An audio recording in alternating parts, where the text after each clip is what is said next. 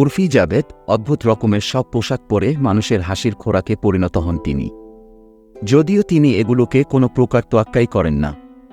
সম্প্রতি পরিবারসহ রেস্তোরাঁয় খেতে গিয়ে ১৫ বছরের এক কিশোরের কাছে তিনি হেনস্থার শিকার হয়েছেন। ভারতীয় গণমাধ্যমে প্রকাশ পেয়েছে। মা জাকিয়া সুলতানা, বোন উরুষা, আশফি, ডলি এবং ভাই সমীর আসলামের সঙ্গে মুম্বাইয়ের এক রেস্তোরাঁয় খেতে গিয়েছিলেন উর্ফি। তাদের দেখে ছবি তোলার জন্য রেস্তোরাঁয় ভিড় করছিল অনেকেই।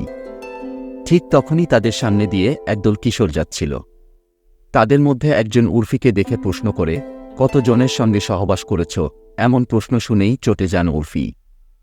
সেদিনের তিক্ত অভিজ্ঞতার কথা শেয়ার করে সামাজিক যোগাযোগ মাধ্যমে উর্ফি বলেন, গতকাল আমার ও আমার পরিবারের সঙ্গে খুবই অস্বস্তিকর একটা ঘটনা ঘটে। আমি যখন ছবি তুলছি, পাশ দিয়ে একদল ছেলে যাচ্ছিল। তাদের মধ্যে একটা ছেলে সকলের সামনে আমাকে প্রশ্ন করে, কতজনের সঙ্গে সহবাস করেছ? ছেলেটার বয়স ১৫-র কাছাকাছি। আমার মা ও গোটা পরিবারের সামনে ছেলেই এই প্রশ্ন করে।